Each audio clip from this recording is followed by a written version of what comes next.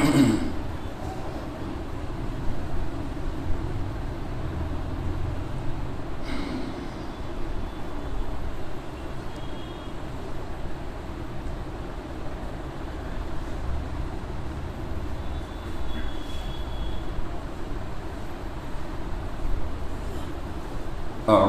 باللہ من الشیطان الرجیم بسم اللہ الرحمن الرحیم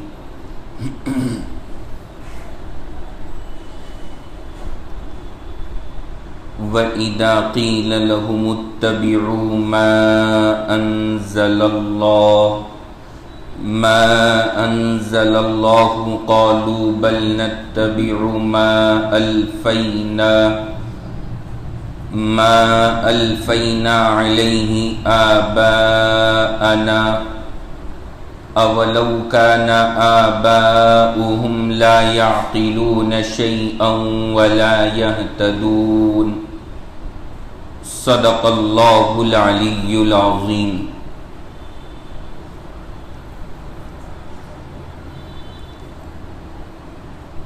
اس وقت یہ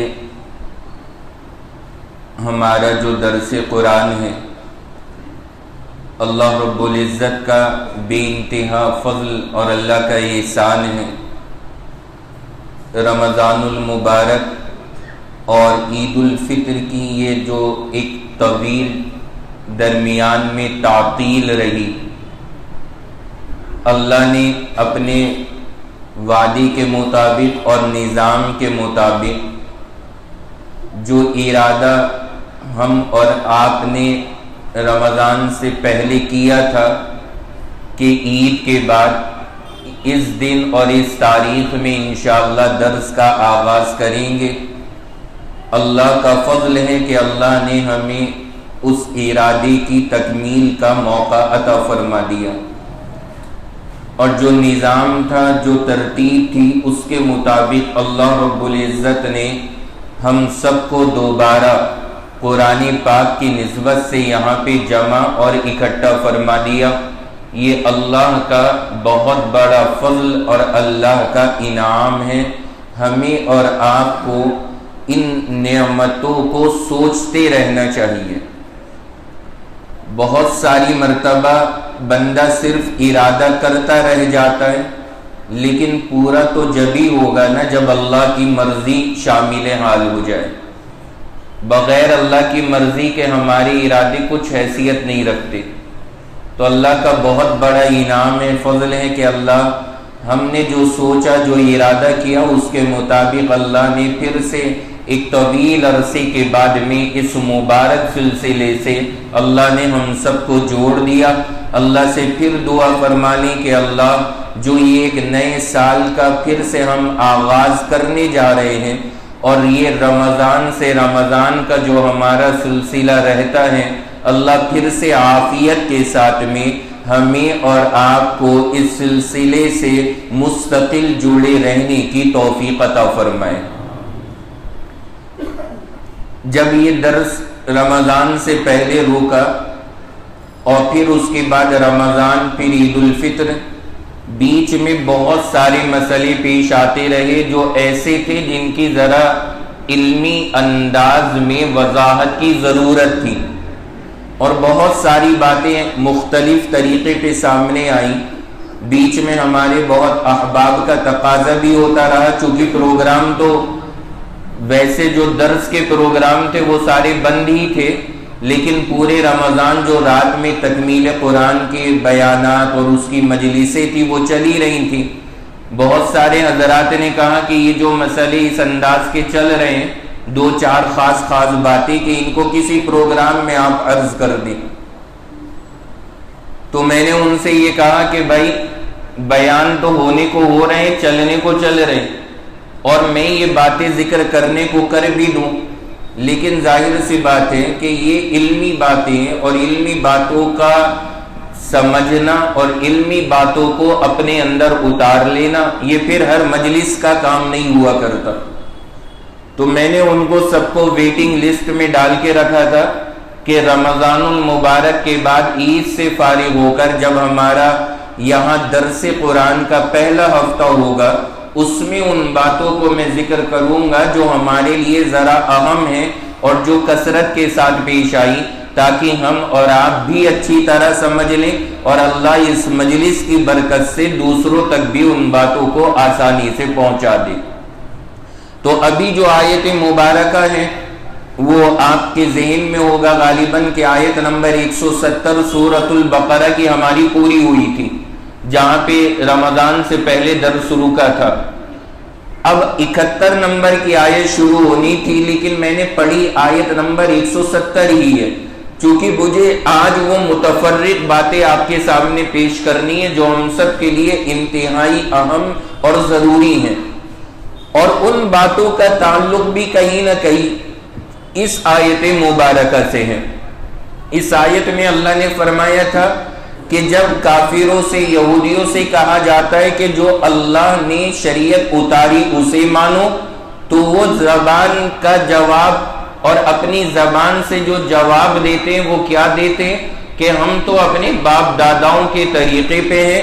قرآن نے کہا چاہے تمہارے ان بڑوں کو نہ تو کوئی علم تھا نہ کوئی ہدایت اور رہبری تھی، وہ چاہے کم عقل اور جہالت میں تھے، اس کے باوجود بھی تم ان کے نقش قدم پہ چلو گے تو یہ بڑی بے وقوفی کی بات ہے۔ یہ اللہ کا کلام تھا جو اللہ نے پہلے فرمایا تھا، یعنی اگر ہمارے بڑے علم والے تھے، اگر ہمارے بڑے صحیح دین کی سمجھ والے تھے، تو پھر تو ان کو فالو کرنا بڑی خوش نصیبی ہے ہمارے لیے۔ لیکن اگر ان کے پاس علم نہیں، جہالت ہے، اگر ان کے پاس میں سیدھے راستے کی ہدایت نہیں ہے، گمراہ ہے، تو پھر ان بڑوں کے نقش قدم پہ چلنا یہ تو ایسا ہی ہے کہ وہ تو خود برباد اور گمراہ، جو ان کے نقش قدم پہ چلے گا وہ بھی گمراہی کی طرف پہنچ رہا ہے۔ یہ کلام تھا اللہ کا جو اللہ نے یہاں اس آیت مبارکہ میں جو ہم نے رمضان سے پہلے پڑھی تھی اس کو ذکر کیا تھا۔ اب جو خاص کچھ باتیں بالترتیب میں انہیں آپ کے سامنے عرض کر رہا ہوں۔ رمضان المبارک میں عید الفطر سے پہلے جب صدقۃ الفطر یعنی فطرے کا مسئلہ آیا تو آپ حضرات واقف ہوں گے کہ جو ہمارے جو میڈیا کی وہ ساری چیزیں جو اشتہار یا کچھ اعلانات سب آتے رہتے ہیں، تو صدقۃ الفطر کے موقع کے اوپر لوگوں نے ایک بڑا عجیب و غریب کنفیوژن پیدا ہو گیا، الجھ گئے۔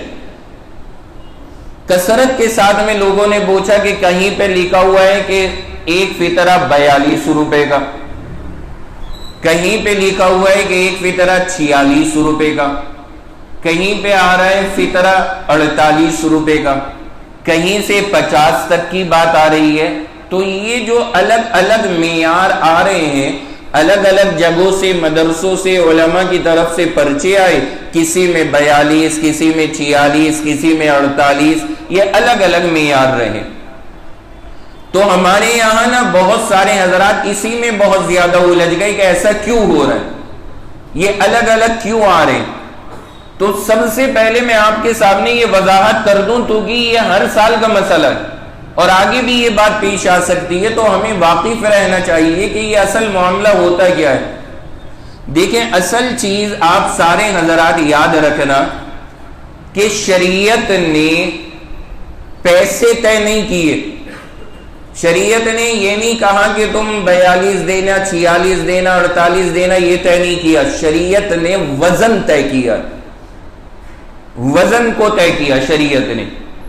جیسے مثال کے طور پر گیہوں ہے، شریعت کی طرف سے مقدار ہے کہ اگر گیہوں کے ذریعے آپ فطرہ دینا چاہتے ہیں تو گیہوں کا وزن ہے 1 کلو 661 گرام، 161، 1 کلو 661 گرام، یہ شریعت نے معیار رکھا ہے۔ سمجھ رہے نا کتنے کلو؟ 1 کلو پورا 661 گرام اوپر، یہ شریعت نے معیار طے کیا گیہوں کا۔ اب شریعت یہ نہیں کہتی کہ آپ کو 42 روپے نکالنے، آپ کو 46 نکالنے، شریعت نے کہا آپ کو 1 کلو 661 گرام گیہوں یا اس کی قیمت نکالنی۔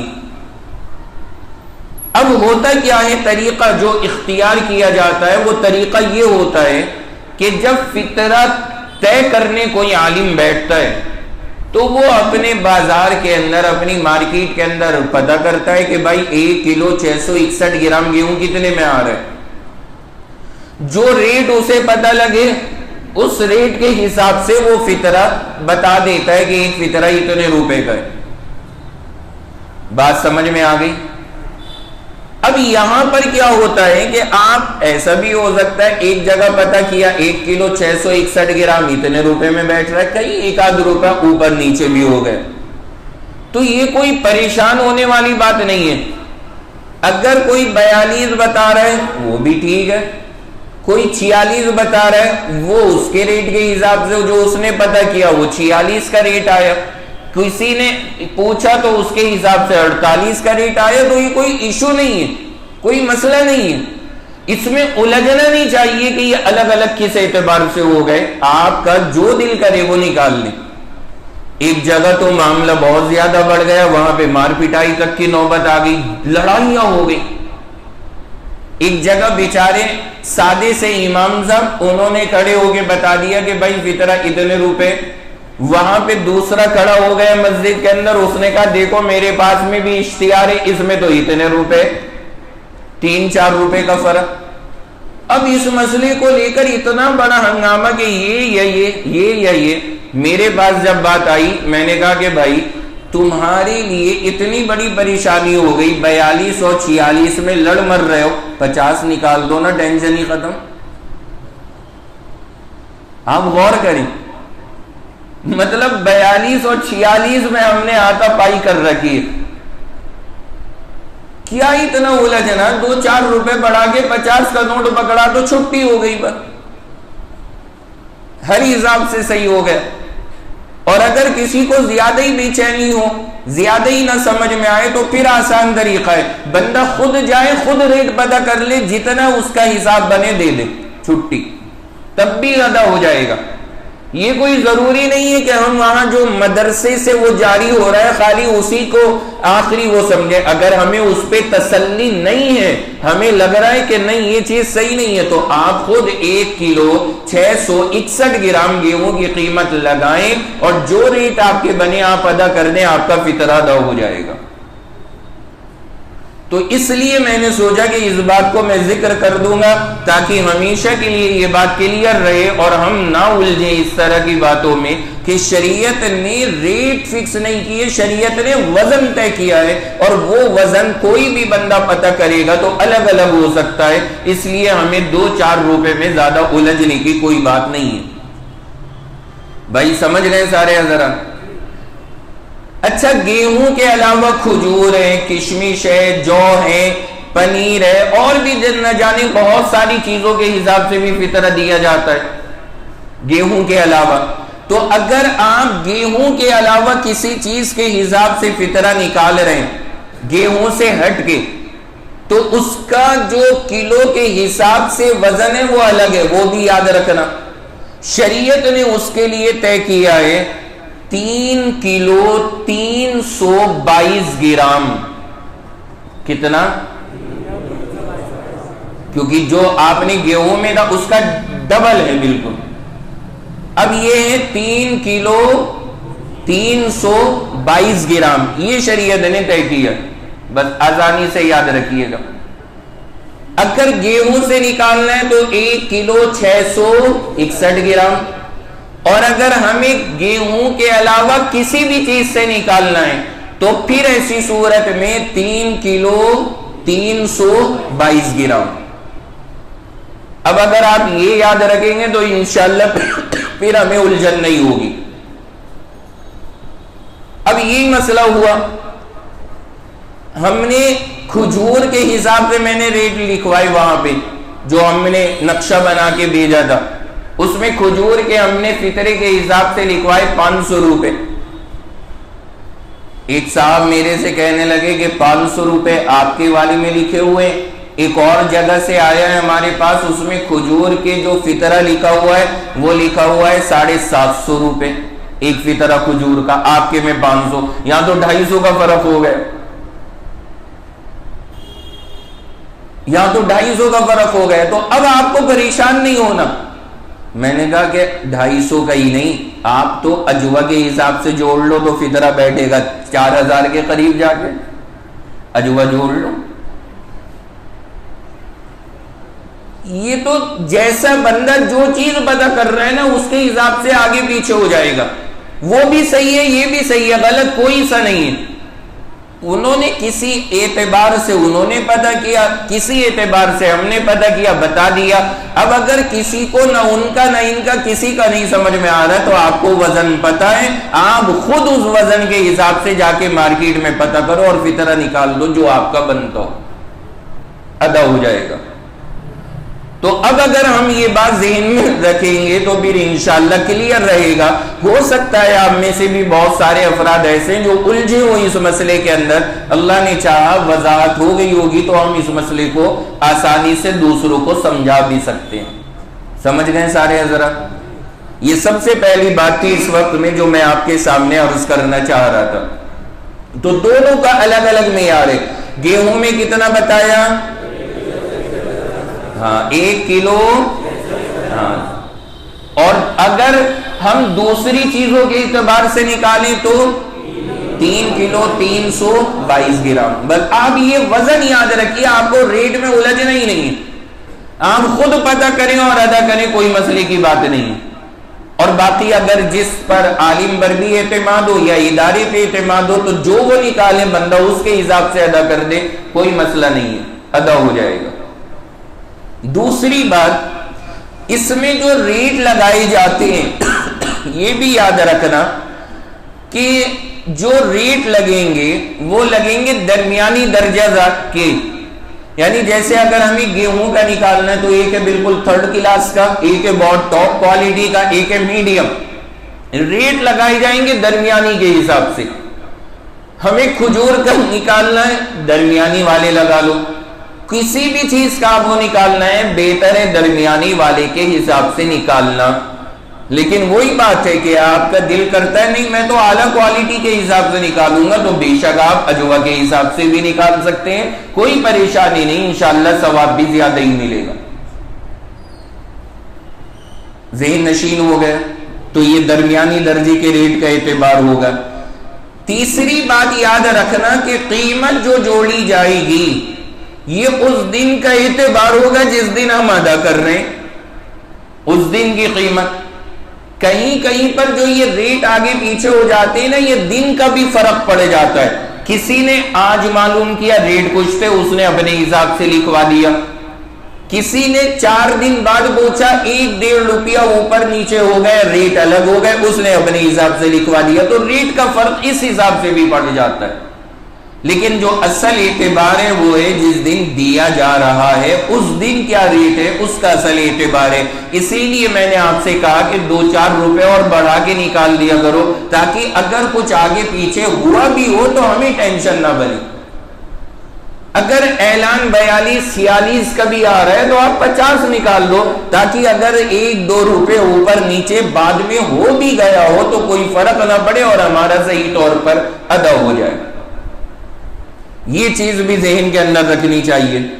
اچھا، گیہوں کے اندر ایک بات یاد رکھنا کہ بازار کا جو ریٹ ہے نا اس کا اعتبار ہوگا، یہ راشن وغیرہ کی دکانوں کے ریٹ کا اعتبار نہیں ہے۔ راشن وغیرہ کی دکان کے اوپر اگر گیہوں کوئی بلیک میں بیچ رہا ہے، انہیں اتھارٹی نہیں ہے بیچنے کی، لیکن اگر کوئی بیچنے لگتا ہے تو وہ تو کسی بھی ریٹ کے اندر معاملہ کرے گا، اس ریٹ کا شریعت نے اعتبار نہیں کیا۔ گیہوں کے حساب سے اگر ہمیں کبھی نکالنا ہو تو جو نارملی بازار کے اندر ریٹ ہے اس کا اعتبار کیا جائے گا، جہاں سے راشن وغیرہ سرکاری غلہ ملتا ہے اس کا اعتبار اس دکان کا نہیں کیا جائے گا کہ راشن کی دکان سے کس ریٹ میں مل رہا ہے۔ سمجھ میں آ گئے سب حضرات کو؟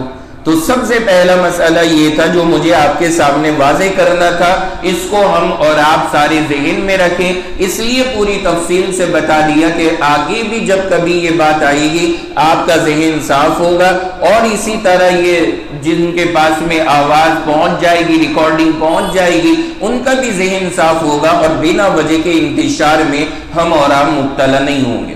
پہلی بات۔ نمبر 2، دوسری چیز جو بطور خاص آج مجھے آپ کے سامنے عرض کرنی ہے وہ یہ کہ یہ مہینہ رمضان کے ختم ہونے کے بعد جو اب چل رہا ہے یہ ہے شوال کا مہینہ۔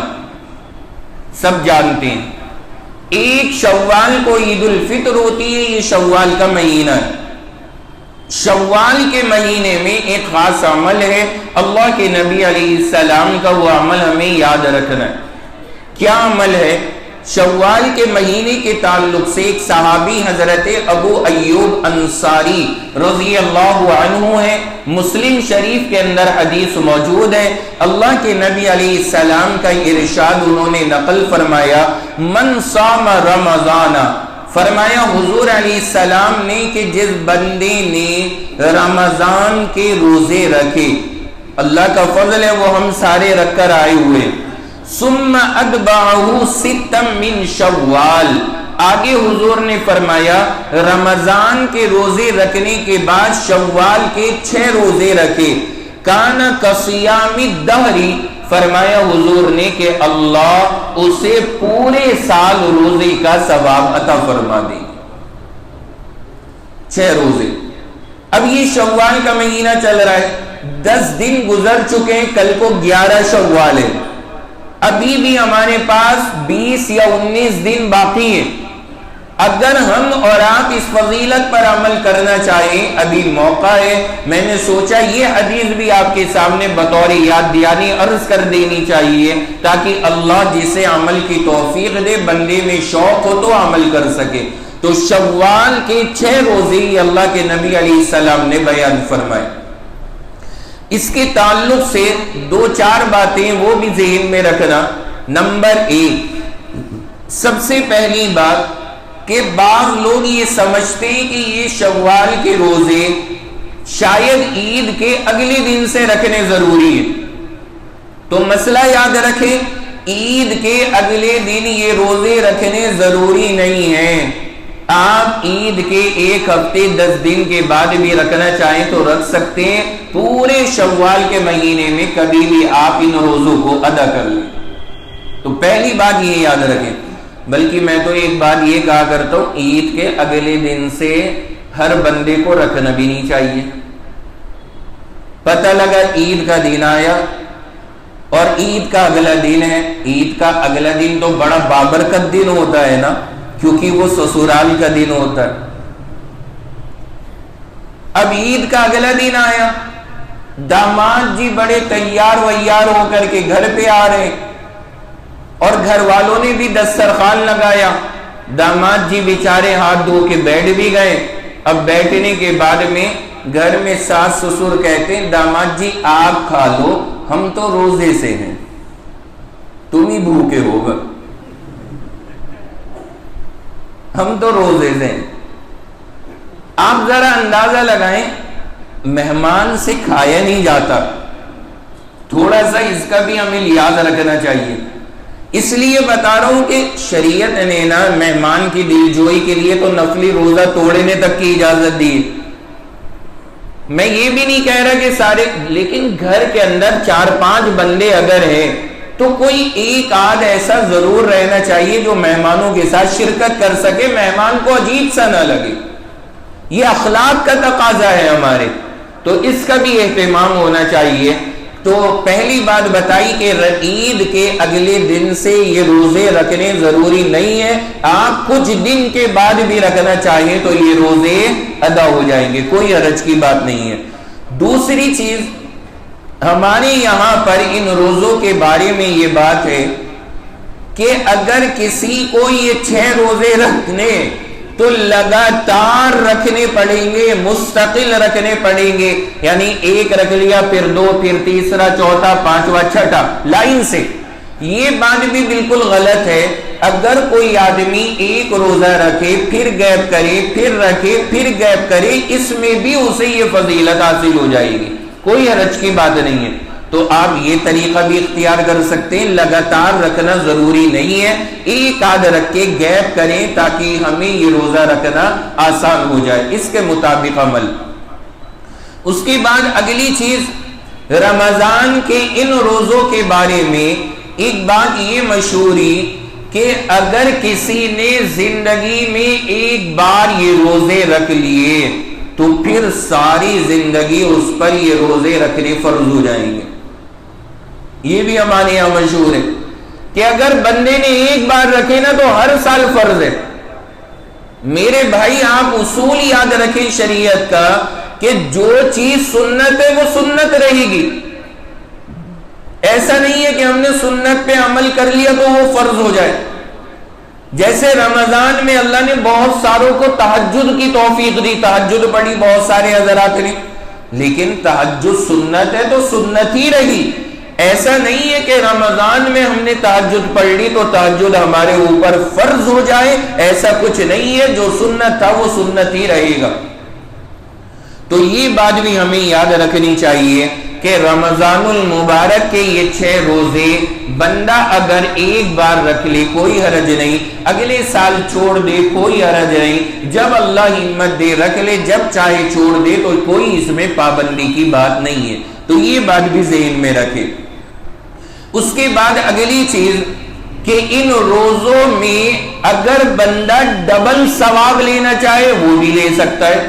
مثال کے طور پر کوئی بندہ یہ نظام بنا لے کہ میں پیر اور جمعرات کو روزے رکھوں گا، پیر جمعرات اس طرح سے میں روزے رکھوں گا. تو آپ جوڑیں کہ پیر اور جمعرات کے حساب سے اگر وہ روزے رکھے گا آرام سے 3 ہفتوں کے اندر اس کے پورے بھی ہو جائیں گے اور ساتھ میں اسے 6 روزوں کا ثواب بھی ملے گا، اور اس کے ساتھ جو نبی کی مستقل کی سنت پیر اور جمعرات والی ہے اس کا ثواب بھی اس بندے کو حاصل ہو جائے گا. تو اس طرح سے بھی آپ عمل کر سکتے ہیں. تو جو آسان لگے آپ کو وہ طریقہ آپ اختیار کریں. میں یہ ساری شکلیں اس لیے بتا رہا ہوں جو آپ کے حساب سے بہتر ہو آپ اس پر عمل کریں، لیکن خدا کے لیے روزے رکھ لیں. اتنا بڑا آفر بار بار نہیں ملا کرتا، اللہ نے ہمیں اور آپ کو جو یہ عطا فرمایا. اس کے بعد اگلی چیز یہ ذہن میں رکھیں کہ اگر ہم نے ان روزوں میں کچھ رکھے اور کچھ چھوڑ دیے، مان لیجیے 2-3 رکھ لیے، اس کے بعد دل نہیں کرا، موقع نہیں ملا، ہمت نہیں ہوئی، 2-3 رہ گئے، یعنی پورے 6 نہیں کر سکے. ارادہ تو کیا تھا 6 رکھنے کا، پورے نہیں ہوئے، تو اب کیا ہوگا؟ کوئی مسئلہ نہیں ہے، کوئی گناہ نہیں ملے گا آپ کو. آپ نے جو روزے رکھے وہ نفلی سنت کا ثواب، نفل کا ثواب اتنے پہ مل جائے گا. لیکن جو یہ خاص فضیلت ابھی آپ نے سنی حدیث میں، وہ فضیلت بندے کو حاصل نہیں ہوگی، وہ جب ہی ملے گی جب 6 کا عدد پورا ہو جائے گا. لیکن بہرحال اگر 6 نہیں بھی ہوئے تو کوئی گناہ کی بات نہیں ہے، کوئی گناہ نہیں ہے، اور بلکہ جو اللہ کے یہاں نفلی روزوں پہ ثواب ہے اللہ وہ تو عطا ہی فرما دیں گے. تو اس لیے بندے کو ان روزوں کا اہتمام کرنا چاہیے تاکہ یہ فضائل اور برکات ہمیں اور آپ کو حاصل ہو سکے. اس کے بعد اگلی چیز ذہن میں رکھیں کہ جیسے ہماری بہنیں ہیں، خواتین ہیں، اب یہ کیا کرتی ہیں کہ ان کے رمضان میں روزے چھوٹے، اب یہ سوچیں گے کہ شوال میں اپنے وہ 5-6 چھوٹے ہوئے روزے بھی رکھ لو اور ساتھ میں اس کی نیت بھی کر لو تو دونوں ادا ہو جائیں گے ہمارے. تو ایک بات یاد رکھنا کہ یہ روزے جو ہیں 6 یہ ہیں سنت، اور جو رمضان کے چھوٹے ہیں وہ ہیں فرض.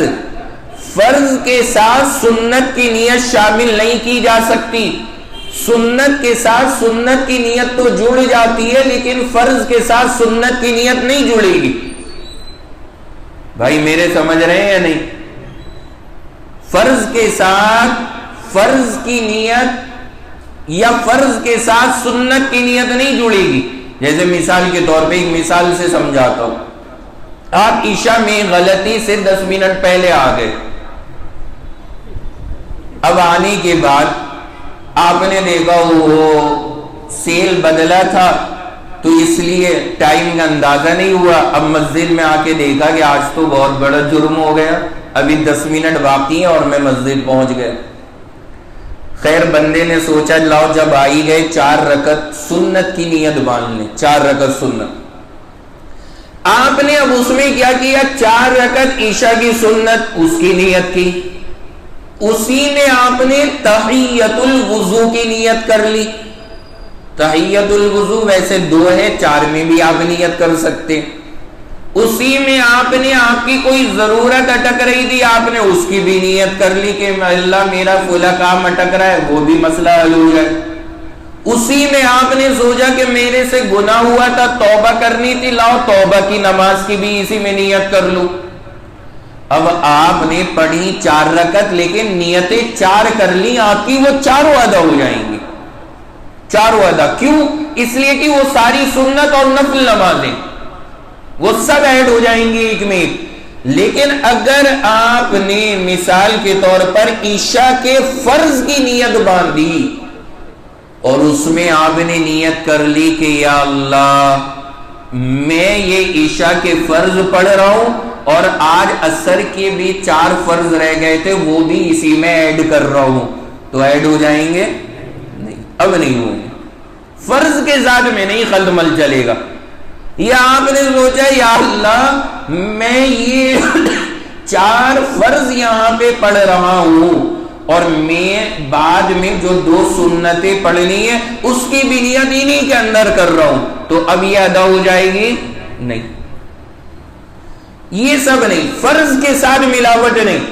تو یہ بات یاد رکھنا, اگر خواتین اپنی قضا فرض روزے رکھنا چاہ رہی ہیں اس کے ساتھ میں یہ سنت کی نیت ایڈ نہیں ہوگی, وہ قضا روزے الگ ہوں گے اور یہ سنت 6 روزے یہ الگ ہوں گے.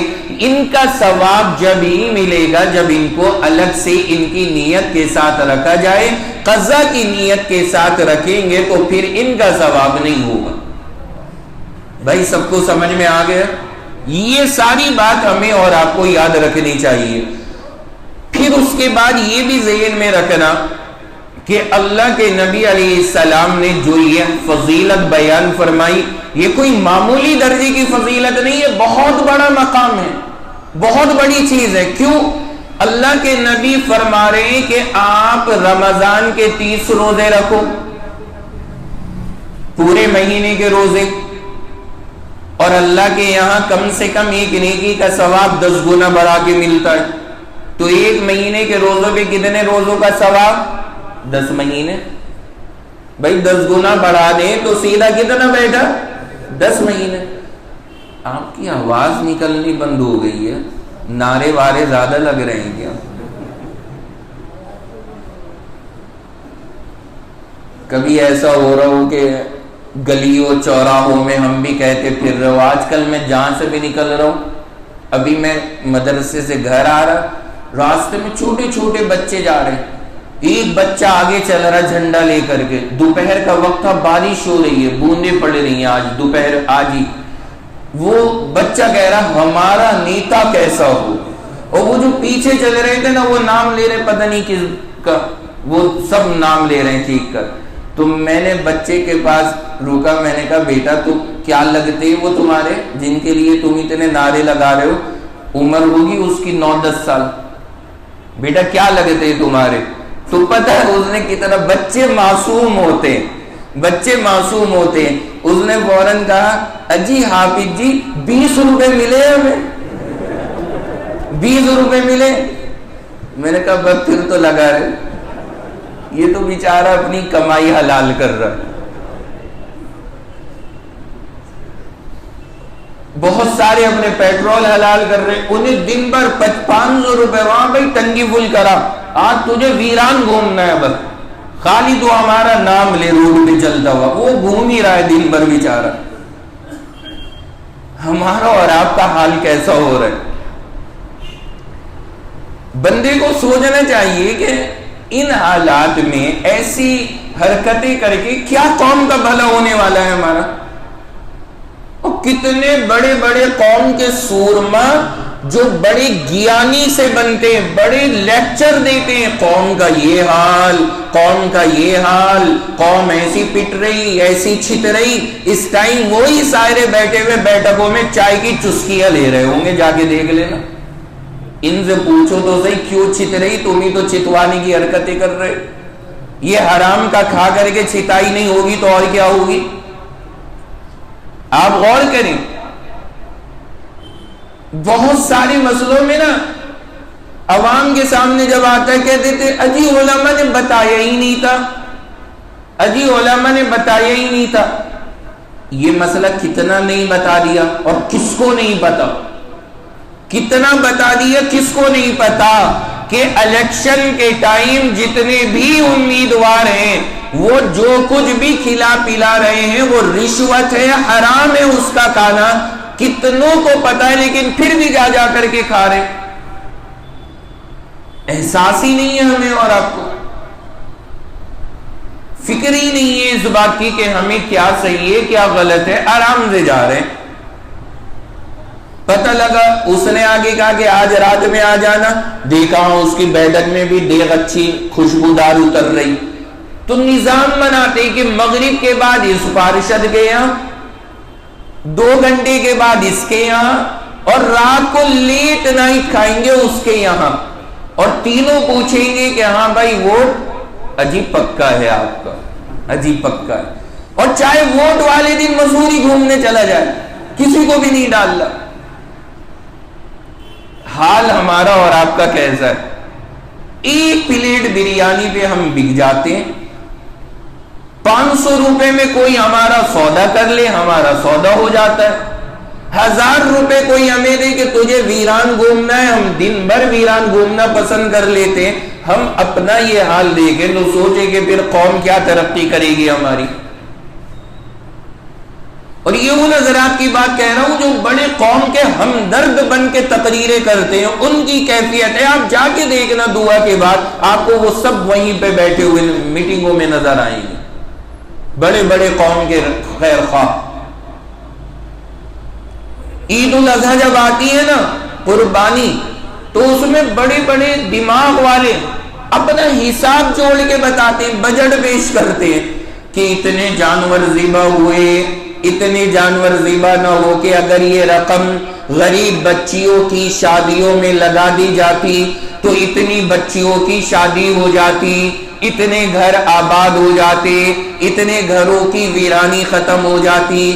اب کوئی کیوں نہیں الیکشن کے وقت میں جوڑ کے بتا رہا کہ ایک ایک محلے میں جو 5 بندے پاگل ہو رہے ہیں، ان کا تو ذرا تخمینہ جوڑو، بجٹ بناؤ کہ کتنا پیسہ برباد کیا جا رہا ہے. اس پہ تو جوڑو نا کہ ایک شہر کے اندر مسلم قوم کا صرف ایک شہر سہارنپور لے لیجئے، کروڑوں میں بجٹ جا کر کے بیٹھے گا. کتنی بیواؤں کے نکاح ہو سکتے. یہاں نہیں ہمیں اور آپ کو سمجھ آتی کہ یہاں بھی ذرا جوڑ لیا کریں، لیکن کر رہے ویران بیسے ہو رہا ہے. وہاں کسی کو تکلیف نہیں کہ ہاں بھائی یہ تو ہونا ہی ہے، یہ تو ہو گئی. یہ تو بات میں کہاں سے آ گئی درمیان میں. حالانکہ میں بہت کنٹرول کر رہا تھا کہ اس ٹاپک پہ نہیں جانا ہے، لیکن بہرحال کیا کریں، ماحول ہی جب ایسا ہے. میں عرض یہ کر رہا تھا کہ اللہ کے نبی علیہ السلام نے جو یہ فضیلت بتائی، ہاں یہ بتا رہا تھا کہ ایک روزے پہ کتنے گنا ثواب ہے؟ 10 گنا. تو ایک مہینے کا ثواب کتنے مہینے کا؟ بولیں بھائی 10 مہینے کا ہو گئے. تو ایک رمضان نے 10 مہینے کور کر لیے، رہ گئے تھے 2 مہینے. میرے پیغمبر نے کہا کہ رمضان کے بعد 6 روزے رکھ لینا، ایک پہ تمہیں 10 کا ملے گا، 6 پہ 60 کا، 2 مہینے یہ کور. رمضان کا روزہ رکھو، اس کے بعد 6 روزے رکھو. حضور نے کہا پورے سال کا ثواب لے لو. یہ ہے گڑی اس کی. سمجھ میں آ گیا ہوگا سب حضرات کو. اب یہ کتنی بڑی فضیلت ہے، اگر ہم اور آپ اس پر عمل کرنا چاہیں کتنی آسانی سے عمل کر سکتے، کتنا آسان ہے طریقہ. اور مسلمانوں یہ کوئی معمولی نعمت نہیں ہے، 20 دن ہے، ابھی رکھ لیجئے گا 6 روزے، معمولی چیز نہیں ہے۔ اس کے بعد آپ غور کریں کہ معاملہ کیسا رہے گا۔ ہم اور آپ پورے سال آرام سے صبح کے 9 بجے گرم گرم پراٹھے بھی کھائیں گے، اس کے بعد دوپہر کے 1:30 بجے مرغا بریانی بھی کھائیں گے، پھر رات کو بلکہ رات سے پہلے عصر کی نماز پڑھ کے چائے پکوڑی بھی کھا رہے ہوں گے۔ یہ ساری کام ہم کریں گے اور روزانہ اللہ کے یہاں روزے دار شمار ہوں گے، روزانہ اللہ کے یہاں روزے کا ثواب مل رہا ہے۔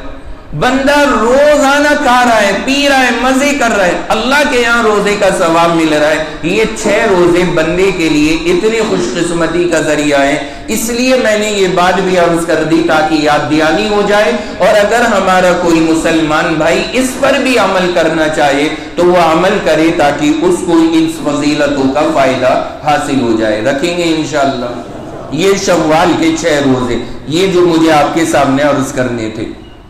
اس کے بعد آگے بڑھیں، اگلا مسئلہ جو بطور خاص مجھے آج آپ کو یاد کرانا ہے وہ یہ کہ رمضان المبارک میں اس مرتبہ بہت زور شور رہا اور بہت جگہ سے یہ باتیں آئیں کہ رات میں افطار کا جو وقت ہے اس میں لوگوں کو بڑا کنفیوژن ہوا۔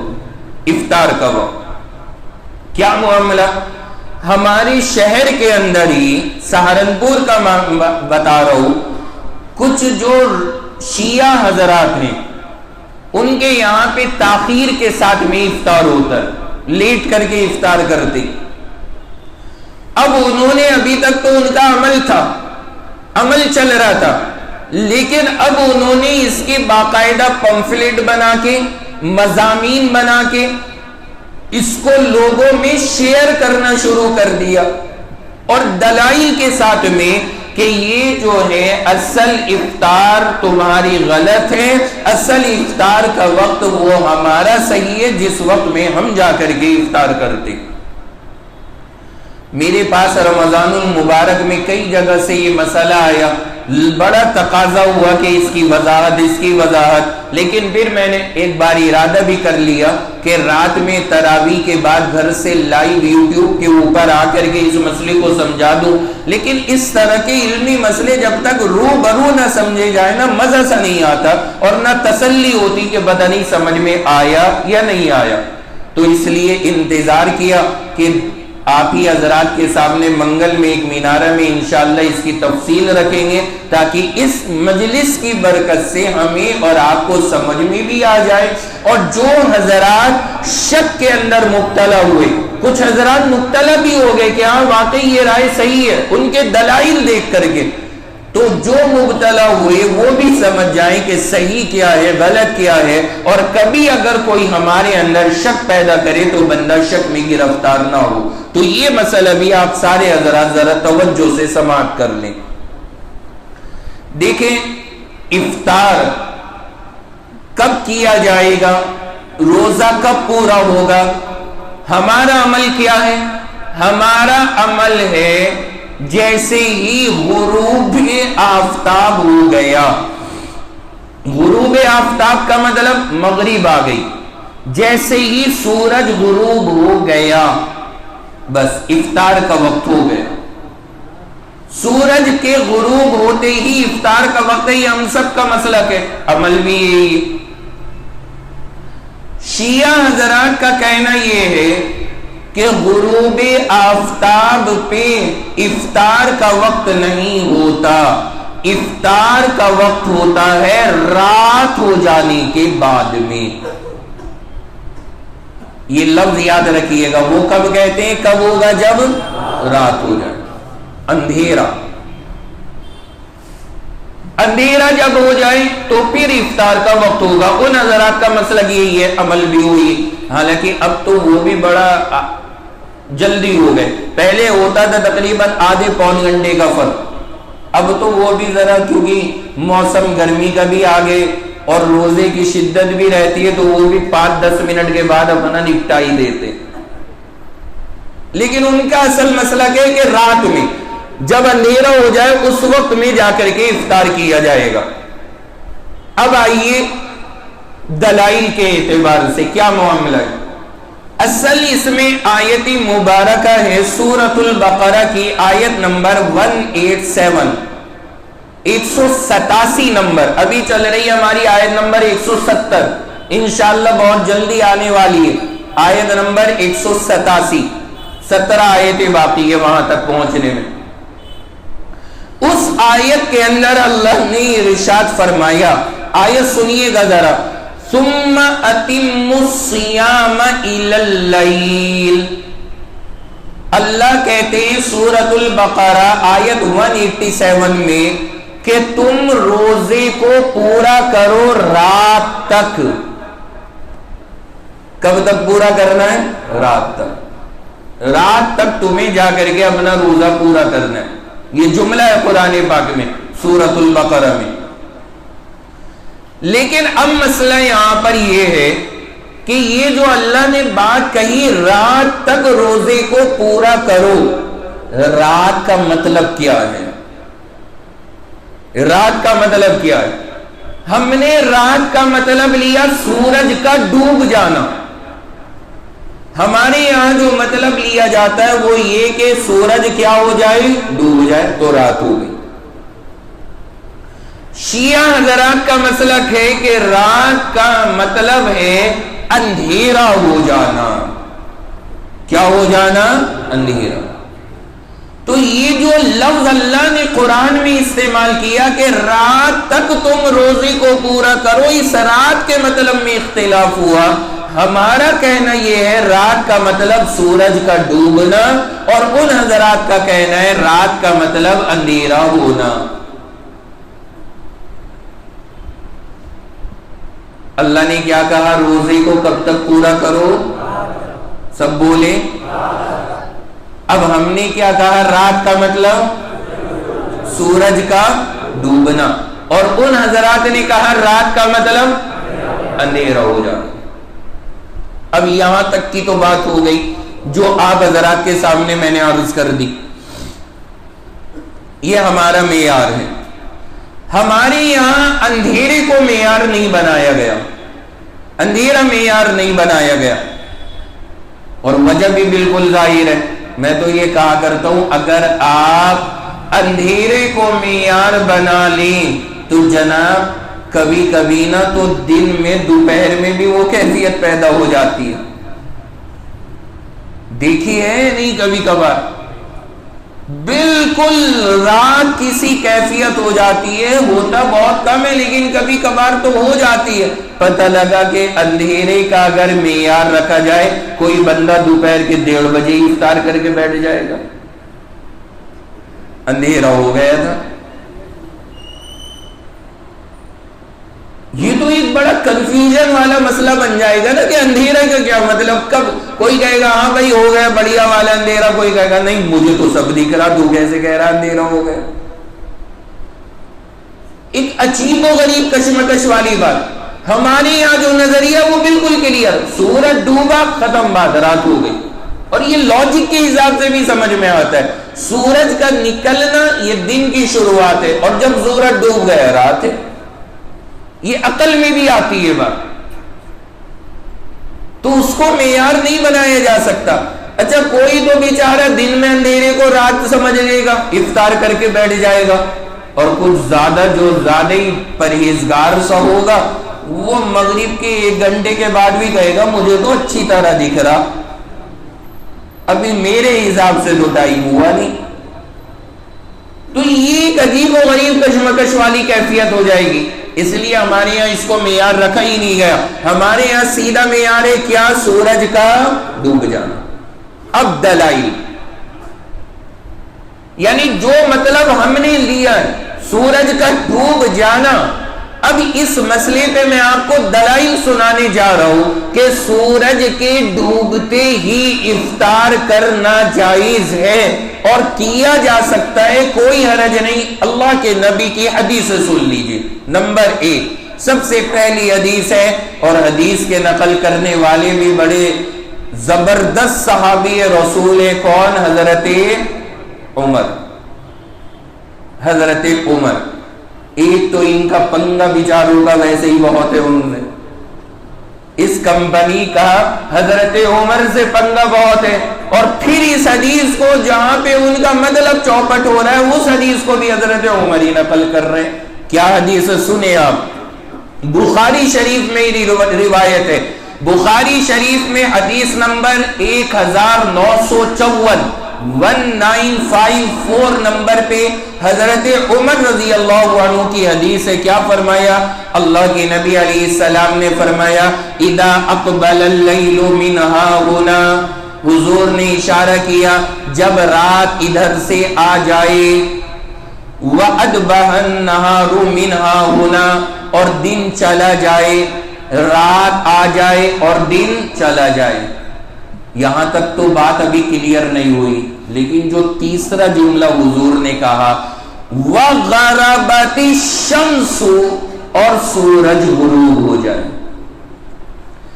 رات آ جائے، دن چلا جائے، سورج غروب ہو جائے. میرے نبی نے آگے کہا فقد افطر الصائم، جیسے ہی یہ کام ہو جائے روزے دار کا روزہ پورا ہو گیا. اب میرے بھائی بتاؤ کوئی رہ گئی الجھن کی بات؟ کلیئر ہے. یہ اللہ کے نبی نے بتا دیا سورج کے ڈوبتے ہی روزہ مکمل، غروب ہو گیا، اب روزہ ختم. اور یہ جو شروع میں لفظ کہا حضور نے رات آ جائے، دن چلا جائے اور سورج ڈوب جائے، اس سے حضور نے یہ بھی بتا دیا کہ رات کی شروعات سورج کے ڈوبنے سے ہو جائے گی.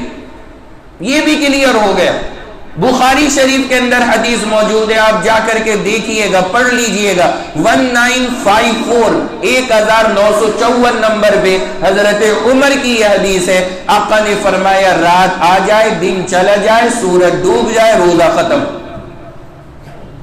تو بات ختم بھائی ہو گئی یا نہیں؟ ایک دلیل، لیکن میں اتنی جلدی کیسے ختم کر دوں گا اسے؟ ابھی آپ دوسری دلیل پہ آئیے. نمبر 2، دوسری حدیث ابو داود شریف کے اندر یہ حدیث موجود ہے.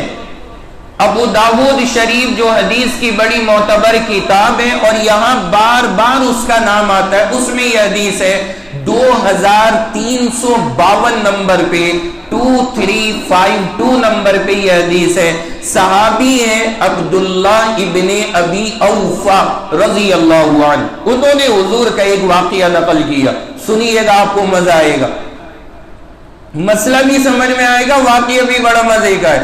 حضرت عبداللہ ابن ابی اوفا رضی اللہ عنہ کہتے ہیں کہ ہم حضور کے ساتھ چل رہے تھے اور حضور روزے سے تھے، روزے کی حالت میں سفر چل رہا ہے. فلما غربت الشمس، سورج غروب ہو گیا، روزے سے تھے اللہ کے نبی، سورج ڈوب گیا. قال یا بلال، جیسے ہی سورج ڈوبا حضور نے کہا اے بلال فجدہ لنا، لا ستو گھول کے دے جلدی، ستو پانی میں گھول کے پینے کے لیے، جیسے ہمارے ہاں روح افزا لاؤ، روح افزا لاؤ. اللہ کے بندوں کھجور بھی بھول جاتے، کھجور بھی بھول جاتے روح افزا کے چکر میں. شروع رمضان میں تقریباً 15واں روزہ ہوگا، میں دکان پہ گئے کرانہ کی سامان لینے کے لیے. ہر بندہ نا اپنے حساب سے بات کرتا ہے. وہ مجھ سے کہنے لگا مفتی صاحب دعا کرو کچھ گرمی ہو جائے. شروع کا تو بڑا ٹھنڈا ٹھنڈا چل رہا تھا، کول کول. میں نے کہا بھائی تجھے کیوں پریشانی ہو رہی ہے؟ کہنے لگا کہ 3 پیٹی روح افزا کی رکھی ہے، ابھی ایک بھی نہیں ختم ہو رہی. یہ تو ختم ہو کم سے کم، جب تک گرمی نہیں پڑے گی یہ کیسے جائے گا؟ میں نے کہا ہر بندے کا لاجک الگ ہی ہے، ہر بندے کا لاجک الگ ہے. کیا کر لے بھائی کوئی کسی کا؟ آپ ذرا سوچیں اللہ کے یہاں بھی کیسا مرحلہ ہوتا ہوگا. دنیا چاہ رہی ہے ٹھنڈک نہ پڑے، وہ گرمی نہ پڑے، سکون سے بڑھیا بڑھیا چل رہے ہیں، لیکن کچھ لوگ بیٹھے ہوئے گرمی کی بھی دعا کر رہے ہیں تاکہ روح افزا کی پیٹی ختم ہو جائے. اللہ کا حساب دیکھیں، اس لیے اللہ کیسے جلاتے ہیں کہ سبھی کا گزارا ہو رہا ہے. یہ اللہ ہی کے بس کی بات ہے، ورنہ دنیا میں کوئی نہیں سنبھال سکتا اتنی جنتا کو۔ اور ایک اور اس پہ مجھے بات یاد آ گئی، عید الفطر کے بعد میرا سفر ہوا، سب رشتہ داروں کے یہاں ایک ایک وقت کے لیے گیا، تو ایک جگہ گئے ہم لوگ امروہہ،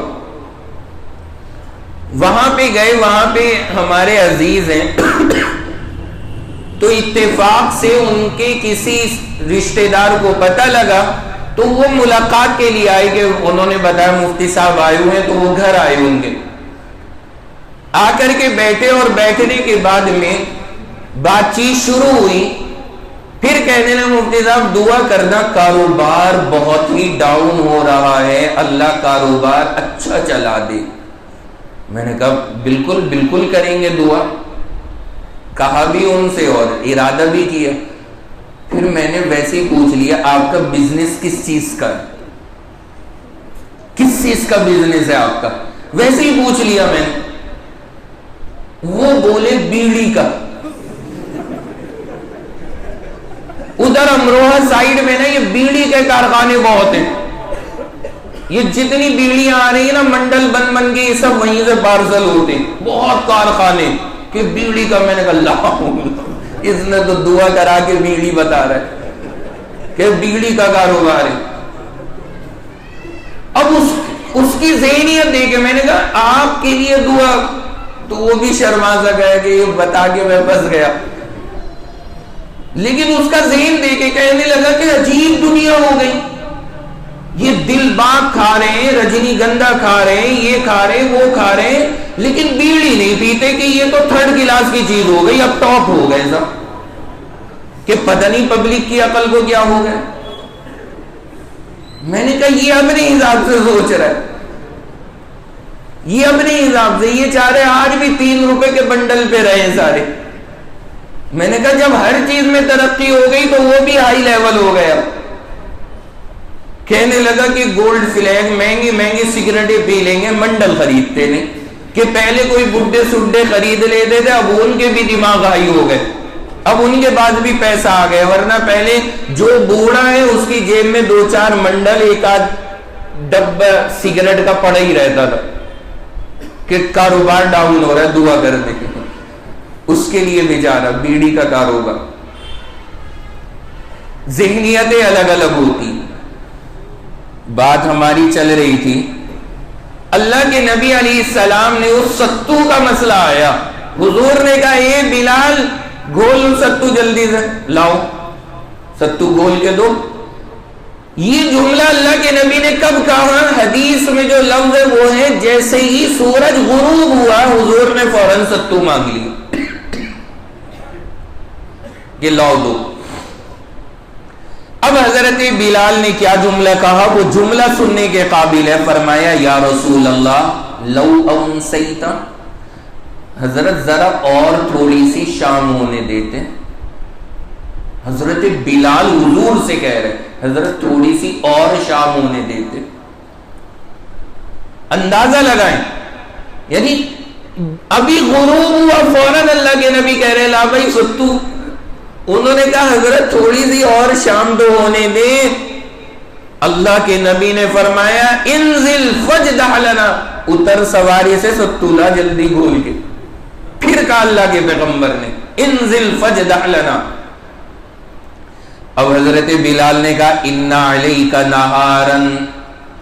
حضرت بلال کہنے لگے حضرت، پھر ہمت کر کے بول دیے حضرت ابھی تو دن ہی دن ہو رہا ہے۔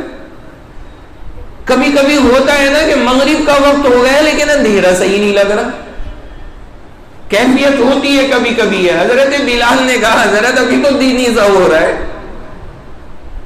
اب اللہ کے نبی نے فوراً کہا انزل فجدح لنا، سواری سے اتر ستو لا۔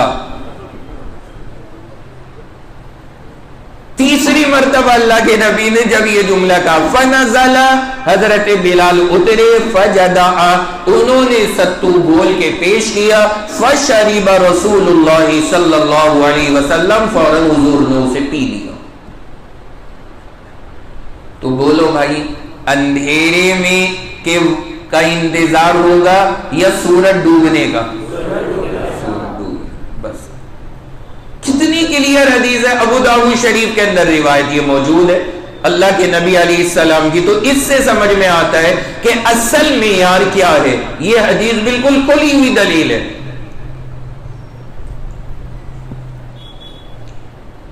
ابو داؤد شریف کے اندر یہ روایت ہے.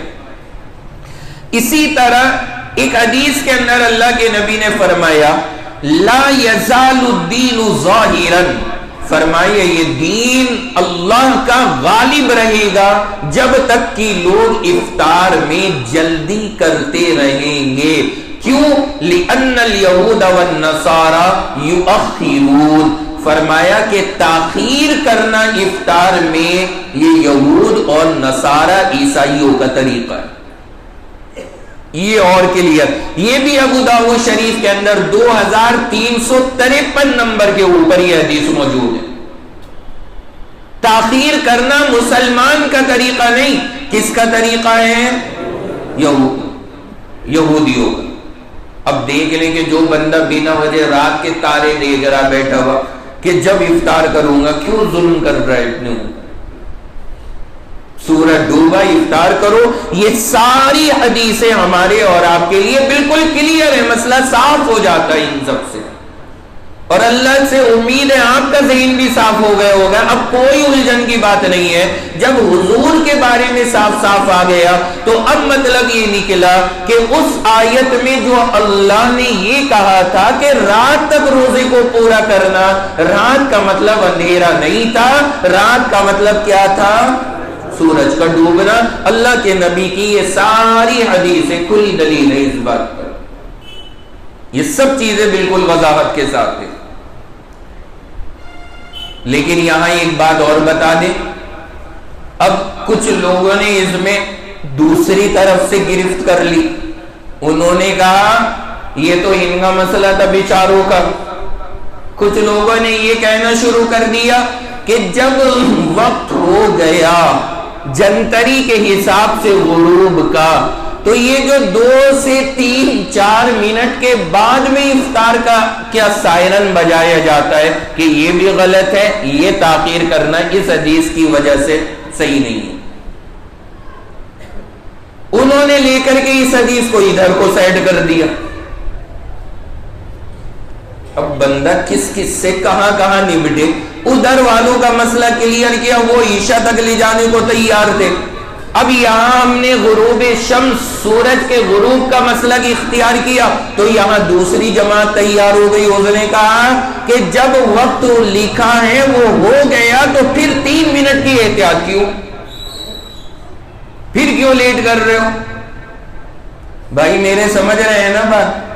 اس کا بھی جواب آپ لگے آ تو سن لیں تاکہ یہ بھی مسئلہ کلیئر ہو جائے کہ جب وقت ہو گیا اس کے 2 سے 3 منٹ کی احتیاط جو یہ ہمارے یہاں کی جا رہی ہے، یہ اس وجہ سے کہ آج کل جو ہمارے یہاں جنتریاں چھپی ہوئی ہیں، ان جنتریوں میں یہ اختلاف ہے کہ مغرب کا وقت ہو کب رہا ہے. انہی میں کسی میں 2-3 منٹ پہلے، کسی میں 2-3 منٹ بعد کا لکھا ہوا ہے. تو جو ہمارے یہاں 2-3 منٹ کی لیٹ کی جاتی ہے وہ اس وجہ سے نہیں کہ وقت ہو گیا اب ہم بنا وجہ لیٹ کر رہے، ایسا نہیں ہے. وہ 2-3 منٹ اس لیے لیٹ کیا جاتا ہے تاکہ یقین کے ساتھ میں غروب شمس ہونا طے ہو جائے اور یہ پکا ہو جائے کہ واقعی سورج ڈوب چکا ہے. پتہ نہیں سمجھ گئے یا نہیں آپ حضرات؟ تو نظریہ الگ ہے. یقین چونکہ نہیں ہوا ابھی کہ سورج ڈوبا یا نہیں ڈوبا، اس یقین کو کرنے کے لیے 2-3 منٹ کی احتیاط ہے. ورنہ اگر کسی بندے کو یقین ہو جائے کہ ہاں 100% یقین ہے کہ سورج ڈوب گیا، تو پھر وہ واقعی بغیر 2-3 منٹ تاخیر کیے فوراً کرے، اس کے لیے وہی درجہ افضل ہوگا. تو یہ ساری چیزیں ہمیں اور آپ کو ذہن میں رکھنی چاہیے. اس کا بھی احتیاط کا معاملہ ہے. تو اب اگر یہ مسئلہ آئے گا آپ کے سامنے کہ قرآن میں کہا اللہ نے کہ رات میں جا کے روزہ کھولو، تو آپ پریشان تو نہیں ہوں گے نا؟ آپ کہیں گے کہ رات کا مطلب آواز سورج کا ڈوبنا، نہ کہ اندھیرے کا ہونا۔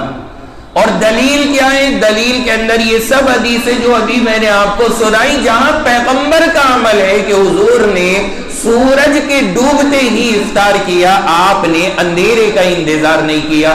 حتیٰ کہ جو دوسری حدیث ہے وہاں تو حضرت بلال تک کہہ رہے ہیں کہ حضرت ابھی تو دن سا لگ رہا ہے، لیکن پھر بھی حضور نے کہا لا بھائی ست اللہ، اور آپ نے افطار فرما لیا کیونکہ سورج ڈوب چکا تھا۔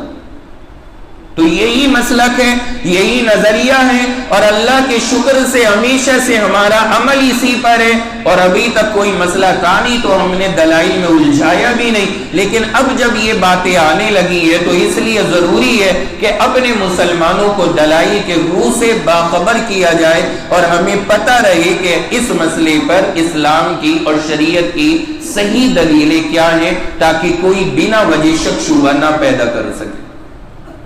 آخری بات، جب بھی وقت ہو، وقت ہوتے ہی افطار کرنا، یہ تو طے ہے، لیکن اتنا بھی جلدی نہ کرنا کہ ٹائم سے پہلے ہی کوئی کر لے، یہ بھی غلط ہے۔ ٹائم سے پہلے ہی افطار کر لینا یہ بھی بہت غلط عمل ہے، اور اس کے تعلق سے میں ایک حدیث آپ کو سنا کے آج کی بات ختم کروں گا۔ اللہ کے نبی علیہ السلام کی ایک مبارک حدیث ہے، حدیث کی کتاب کا نام ہے صحیح ابن خزیمہ، مشہور حدیث کی کتاب ہے، اس کے اندر ایک روایت موجود ہے، 1986 نمبر پہ یہ حدیث اس کتاب میں لکھی ہوئی ہے۔ حدیث کا مضمون کیا ہے وہ سنیے۔ اللہ کے نبی علیہ السلام نے فرمایا کہ ایک مرتبہ میں سو رہا تھا، خواب میں اچانک سے میرے پاس دو آدمی آئے، خواب دیکھ رہے ہیں حضور علیہ السلام، دو آدمی آئے، انہوں نے حضور کے بازو کو پکڑا اور ایک پہاڑ پر لے گئے۔ اللہ کے نبی علیہ السلام کے بازو پکڑ کے پہاڑ پر، خواب میں، اصلیت میں نہیں، اور کہنے لگے کہ اوپر چڑھیے۔ حضور نے فرمایا بھائی ابھی طاقت نہیں ہے اس وقت میں پہاڑ پہ چڑھنے کی، تو ان فرشتوں نے کہا چلیے ہم آپ کی مدد کرتے اوپر چڑھنے میں۔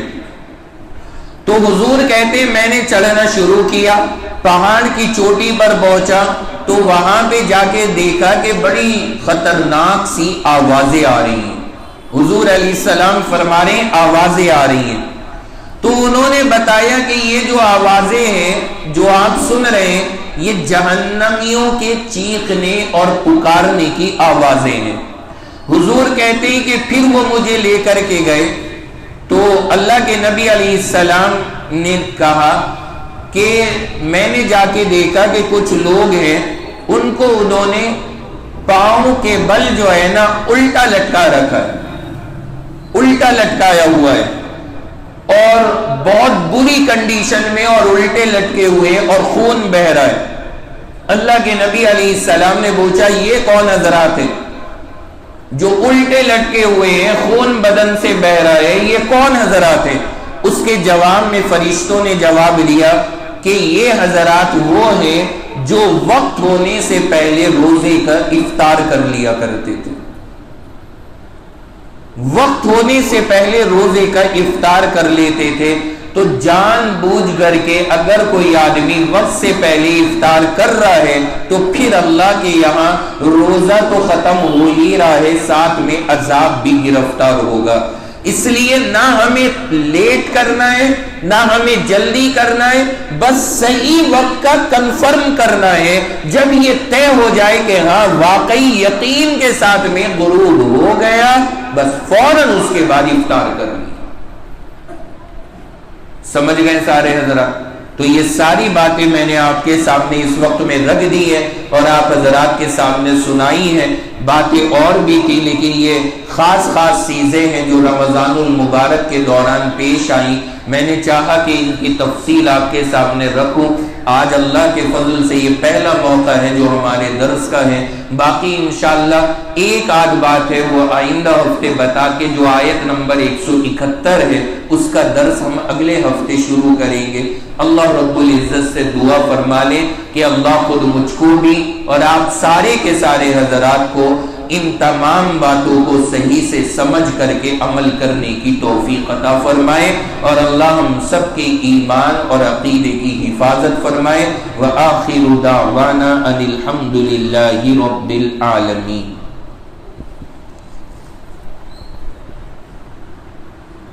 آپ کے سوال جواب نہیں رہ جاتے۔ یہ کب کے ہیں؟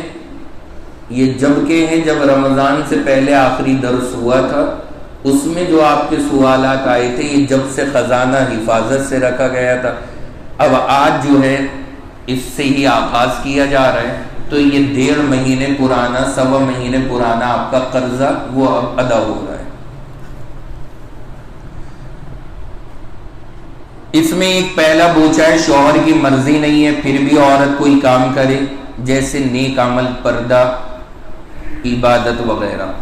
دیکھیں، ایک ہے فرض میں اور ایک ہے نفلی کام۔ فرض میں اگر شوہر رکاوٹ بن رہا ہے، اس کی فرما برداری نہیں کی جائے گی۔ مثلا کہہ رہا ہے فرض نماز مت پڑھو، یہ تو کوئی بات نہیں ہے، اس کے کہنے سے نماز نہیں چھوڑی جائے گی۔ کہہ رہا ہے بے پردہ رہو، اس کے کہنے سے بے پردہ نہیں پھرا جائے گا، یہاں پہ اس کی تابعداری نہیں ہے۔ البتہ نفلی کام، مثلا عورت 17 رکعت پڑھ رہی ہے عشاء میں، اب وہ بیچارہ تھکا ہارا ہوا لیٹا ہے، وہ ہر سلام پہ پوچھ رہا اب کتنی رہ گئی، اب کتنی رہ گئی، اب کتنی رہ گئی۔ وہ کہہ رہا ہے ارے اللہ کی بندی، 4 فرض 2 سنت 3 وتر پڑھ کے آ جا۔ نہیں، میں تو 17 ہی پڑھ لوں گی۔ اب ایسے وقت میں اس کی تابعداری کرو، جو ضروری تھی عبادت وہ ادا کرو، باقی اس کی اطاعت کرو، جو کہہ رہا ہے اس کی فرما برداری کر لو، کوئی حرج نہیں۔ سمجھ رہے ہیں نا؟ نفلی چیز میں رمضان کے روزے کو منع کریں، نہیں چھوڑے نا، لیکن ابھی یہ 6 روزے وہ کہہ رہے ہیں نہیں بیگم میں ابھی گھر پر ہوں، چھٹیاں ہیں میری، ابھی ساتھ میں آپ کے کھانے کا دل کر رہا ہے، ابھی روزے مت رکھو، لیکن یہ کہہ رہی نہیں نہیں مجھے تو سال بھر کے روزوں کا ثواب لینا ہے، وہ رکھنے پہ لگی پڑی۔ تو بھائی یہاں مت رکھو، یہ نفلی ہے، اسے چھوڑ دو۔ سمجھ گئے؟ یہ مطلب ہے اس کا۔ اگلا پوچھا قرآن پڑھتے ہوئے یا دعا مانگتے ہوئے ہلنا کیسا ہے؟ منع نہیں ہے، یہ تو آدمی کوئی شریعت کا حکم سمجھ کے نہیں ہلتا۔ یعنی کوئی آدمی اگر تلاوت کرتے ہوئے ایسے ہل رہا ہے تو اس کے ذہن میں یہ نہیں ہوتا کہ شریعت نے کہا ہل اس لیے میں ہل رہا ہوں، وہ تو ایک عادت ہے، نیچرل طریقہ ہے، اس کے مطابق کر رہا ہے، تو کوئی مسئلہ نہیں ہے۔ اتنی چیزوں میں مت ہلاؤ لوگوں کو، ورنہ پبلک پریشان ہو جائے گی۔ اللہ کے بندو قرآن پڑھنے دو، چاہے ہلے نہ ہلے کوئی فرق نہیں پڑتا، انہیں قرآن پڑھنے دو۔ پتہ لگا کوئی بندہ پہلی بار قرآن لے کے بیٹھا، ہم نے جا کے پڑھا، ہلنا مت، وہ کہے گا میں پڑھتا ہی نہیں، اب چھیڑ تو کیسے چھیڑے گا؟ ایسی حرکتیں نہیں کرنی چاہیے، جو اصل کام ہے اس میں لگنے دو۔ اشراق کا وقت کب تک رہتا ہے؟ اشراق کا وقت رہتا ہے زوال تک، اشراق کا اور چاش کا وقت رہتا ہے زوال تک، آپ زوال سے پہلے پہلے پڑھ سکتے ہیں۔ ایک آدمی چلتے پھرتے کلام پاک پڑھتا ہے، کیا صحیح ہے؟ بالکل اچھا، بہت اچھا عمل ہے۔ کوئی چلتے پھرتے اللہ کا قرآن پڑھ رہا ہے، بڑا مبارک عمل ہے، لیکن اسے چاہیے کہ جہاں پہ کوئی آنکھوں کے سامنے گندگی آئے، کہیں پیشاب پاخانہ گندگی پڑی، وہاں تلاوت روک دے۔ جہاں گندی جگہ نظر پڑے وہاں تلاوت روک دے، باقی نارملی صاف ستھری روڈ پہ چلتا چلا جا رہا ہے، اللہ کا کلام پڑھتا رہے۔ لوگ سنتیں پڑھ رہے ہوں تو تیز آواز میں قرآن پڑھنا نہیں پڑھنا چاہیے، لوگوں کی نماز میں خلل ہوگا۔ اتنی تیز مت پڑھیے کہ جس سے لوگوں کو اذیت ہو، اتنا پڑھیے کہ جس سے کسی کی نماز میں خلل نہ ہو۔ یہ پوچھ رہے ہیں پائجامہ اوپر کو موڑ لیتے ہیں تو نماز نہیں ہوتی، کیا پینٹ کی موری پلٹ لینے سے بھی نہیں ہوگی؟ پہلے تو یہ بتاؤ پاجامہ موڑنے پہ نہیں ہوگی یہ کہا کس نے؟ پہلے تو یہ خود کنفرم کر دیا کہ موڑ لیتے پاجامہ تو نہیں ہوتی، تو پینٹ کا آپ بتا دیجئے۔ ارے اللہ کے بندے پاجامے کا تو پوچھتے نا پہلے، میں نے تو پاجامے کا بھی نہیں بتایا کہ نہیں ہوتی۔ پائجامہ ہو یا پینٹ ہو، کچھ ہی ہو، آپ اسے اوپر کو موڑیں یا اندر کو موڑیں، کہیں کو موڑیں نماز ہو جائے گی۔ کوئی مسئلہ نہیں ہے. ہاں ٹخنے بس کھلے رہنے چاہیے, چاہے آپ اوپر موڑیں چاہے آپ اندر موڑیں, آپ کی مرضی ہے, چاہے پائجامہ ہو چاہے پینٹ ہو چاہے جینس ہو. لیکن یہ مردوں کے لیے. کبھی خواتین سوچیں, آج کل عورتوں کے بھی پجامے کپڑے کم پڑنے لگے. یہ فیشن عجیب و غریب ہے. اب لیڈیز خواتین, ابھی میں گھر پہ گیا, ایک خاتون گھر کے اندر, وہاں پر ہمارے تھوڑے سے دور کی رشتہ دار, وہ پہن کر کے آ رہی, السلام علیکم, اور پجامہ اوپر چڑھا پڑا. میں نے ٹوکا, میں نے کہا بھائی یہ کیا طریقہ ہے؟ کہ آج کل یہی چل رہا ہے, آج کل یہی چل رہا ہے. پھر میں نے سمجھا, میں نے کہا بھائی یہ تو غلط ہے, ناجائز ہے, حرام ہے یہ تو بالکل. یہ پجامہ اوپر, دنیا الٹی, مردوں کا نیچے کو لٹکنے کو تیار ہے پجامہ, اور عورتیں اوپر چڑھا رہی ہیں. بھائی چل رہا ہے نہیں یہ فیشن آج کل؟ اگر کہیں غلط ہوا کریں تو آپ اصلاح فرما دیا کریں. تو یہ حال ہو رہا ہے, عورتوں کے پجامے اور پینٹ اوپر کو جا رہی ہیں, مردوں کی نیچے کو آ رہی ہیں. حالانکہ مرد کا پائجامہ اور پینٹ اوپر ہونی چاہیے, خاتون کی نیچے رہنی چاہیے. پہلے ماں باپ عمرہ کرانا چاہیے, یا اولاد خود بھی عمرہ کر سکتی ہے. دیکھیں ماں باپ کو اگر کوئی کرا دے اچھی بات ہے, لیکن اگر کسی نے ماں باپ کو نہ ہی کرایا اور خود چلا گیا عمرے پہ تو بھی کوئی گناہ کی بات نہیں ہے. ہمارے یہاں سوچتے ہیں اس نے پتہ نہیں کون سا حرام کام کر دیا, ماں باپ کو کرایا نہیں خود چلا گیا. ایسا نہیں ہے. اگر آپ خود کرنا چاہیں کر سکتے ہیں, ماں باپ کو بھیجنا چاہیں انہیں بھیج سکتے ہیں. عورتیں ناپاکی کی حالت میں نماز کی کتاب ہاتھ لگا سکتی ہیں. جو پڑھنے بچے آتے ہیں انہیں نماز کی کتاب کا سبق دے سکتی ہیں یا نہیں؟ نماز کی کتاب کو تو چھو لیں, لیکن آیت وغیرہ یہ چیزیں نہ چھوئیں, قرآن کی تلاوت نہ کریں, اور خالی نماز کی کتاب میں جو نماز کا طریقہ ہے وہ پڑھا دیں, لیکن جو صورتیں ہیں نماز کی وہ نہ پڑھائیں. باقی نماز کے پڑھا دینے میں اور اس کو یاد کرانے میں کوئی مسئلہ نہیں ہے. ہاتھوں کی انگلیاں دکھ رہی ہوں تو ان میں بے چینی ہو تو ان کو چٹخا سکتے ہیں یا نہیں؟ چٹخانا علاج ہے انگلیوں کی دکھن کا, کمال ہے. یہ انگلیاں دکھ رہی ہوں اس لیے چٹخانا, دیکھیں چٹخانا کوئی اچھا کام نہیں ہے, نہ شرعی حساب سے نہ دنیاوی حساب سے اچھی چیز نہیں ہے. لیکن کسی کو زیادہ بے چینی ہو رہی اور بے چین ہو رہا کہ چٹکاؤں چٹکاؤں چٹکاؤں, اس چکر میں دماغ ہی نہیں لگ رہا اس کا کسی کام میں, تو بھائی تو چٹکا ہی لے, اسے چٹکانے دو. اب کیا کیا جائے جب اس بندے کا دماغ ہی نہیں سینٹر میں آ رہا بغیر چٹکائے ہوئے. لیکن کوئی اچھا عمل نہیں ہے, اس سے بچنا چاہیے, وہ زیادہ بہتر ہے. گھر چھوٹا ہو اور جگہ کی پریشانی ہو تو کیا عورتیں اور چھوٹی بچیاں ایک کے پیچھے ایک نماز پڑھ سکتی ہیں؟ بالکل. عورتیں اگر نماز پڑھ رہی ہیں تو ایک کے پیچھے ایک عورت کھڑی ہو کر کے نماز پڑھے, اپنی اپنی, امام بنا کے نہیں, تو کوئی حرج کی بات نہیں. چاہے پیچھے کھڑی ہو جائے, چاہے لائن سے بھی کھڑی ہو جائے, تب بھی کوئی حرج نہیں. 5-7 عورتیں لائن سے کھڑی ہو کر ایک کے پاس ایک ایک کے پاس ایک اس طرح بھی نماز پڑھنا چاہیں تب بھی ہو جائے گی, اپنی اپنی اگر وہ نماز پڑھ رہی ہیں. والدہ کے پیسے ہمارے پاس رکھیں, ہم اس میں سے والدہ کی دوائی لا سکتے ہیں یا نہیں, اور ضرورت کی چیز لا سکتے ہیں یا نہیں. 50,000 روپے ہیں, والدہ ضعیف ہیں. اب تک تو اس بندے نے بہت سارے اڑا بھی دیے ہوں گے, کیونکہ 1.5 مہینے بعد یہ پرچی آئی ہے. اب تو پتہ نہیں 50 رہے بھی ہوں گے یا نہیں, یا 40 پہ گاڑی آ گئی ہوگی.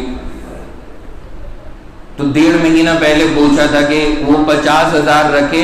اماں نے کہا بیٹا دوائی لا, جو ماں نے امانت رکھا رکھی اسی میں سے لا کے دے رہے, اور اپنی بھی کوئی ضرورت ہے وہ بھی اسی میں سے پوری کر رہے ہیں.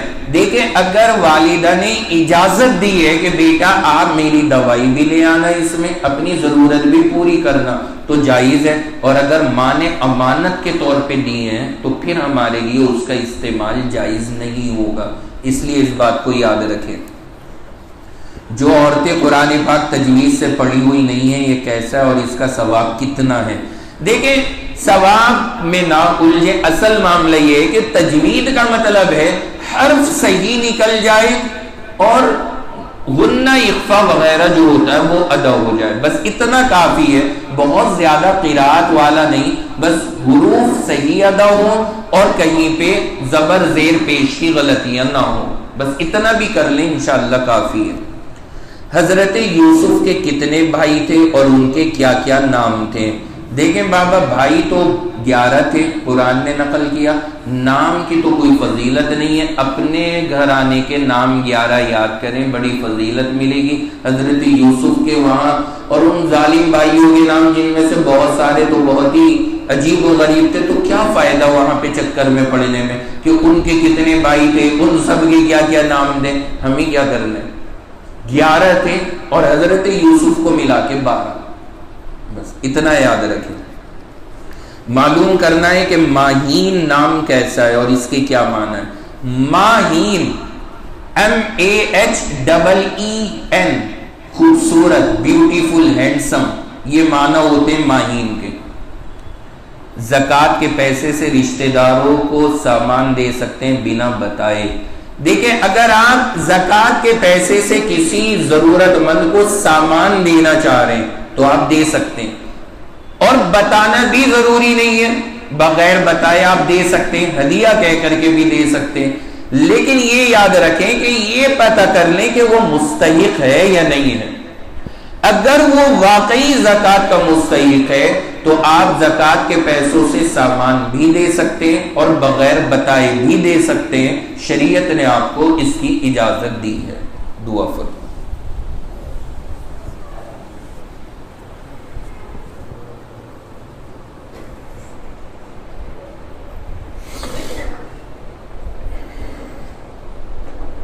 الحمد للہ رب العالمین الرحمن الرحیم والصلاة والسلام على سید الانبیاء والمرسلین محمد وعلى آلہ واصحابہ اجمعین۔ یا اللہ، ہم سب کے ساتھ رحم کا، کرم کا، فضل کا معاملہ فرما۔ یا اللہ، ہماری خطاؤں کو، لغزشوں کو، غلطیوں کو اپنے فضل و کرم سے معاف فرما۔ اے اللہ، جتنے بھی دنیا میں مسلمان آباد ہیں، اللہ سب کی جان کی، مال کی، عزت کی، آبرو کی حفاظت فرما۔ اے کریم اللہ، پوری دنیا میں امن و امان قائم فرما۔ اللہ ہمارے ملک میں امن و امان قائم فرما۔ یا اللہ، ہر طرح کی بے اطمینانی سے، اللہ اختلاف سے، فتنوں سے ہمارے ملک کی حفاظت فرما۔ یا اللہ، ہم نے جو یہ رمضان گزارا ہے، اللہ جو بھی ہم نے عبادتیں اس میں کی ہیں، اللہ اپنے فضل سے ہماری ان تمام عبادتوں کو قبول فرما۔ یا اللہ، ہمارا جو یہ درس اس سال کا آغاز ہوا ہے، اے کریم اللہ، جیسے آپ نے پہلے مستقل اس درس کو عافیت سے جاری رکھا، اللہ ہمیں آگے بھی اس سے جڑے رہنے کی توفیق عطا فرما۔ یا اللہ، ہمیں ساری زندگی قرآن سے جوڑ دیجئے، اللہ ہماری ساری زندگی قرآن کے مطابق بنا دیجئے، اللہ ہمیں قرآن کے مطابق عمل کی توفیق عطا فرما۔ اللہ قرآن سے محبت نصیب فرما، اللہ قرآن سے عشق عطا فرما، اللہ قرآن کے ساتھ میں جینا مرنا نصیب فرما۔ اے کریم اللہ، ہم سب کو جب تک دنیا میں رکھنا، ایمان پہ رکھنا، اور جب آخری وقت آئے اسلام اور کلیمے پہ موت عطا فرما۔ اے اللہ، جتنی بھی ہماری ضروریات ہیں اپنے غیب کے خزانے سے، اے اللہ وہ تمام جائز ضروریات پوری فرما۔ اے اللہ، ہماری ان تمام دعاؤں کو ہمارے آقا سرور دو عالم جناب رسول اللہ صلی اللہ علیہ وسلم کے صدقہ طفیل میں قبول فرما۔ وصلی اللہ تعالی علی خیر خلقہ محمد وعلی آلہ واصحابہ اجمعین برحمتک یا ارحم الراحمین، آمین یا رب العالمین۔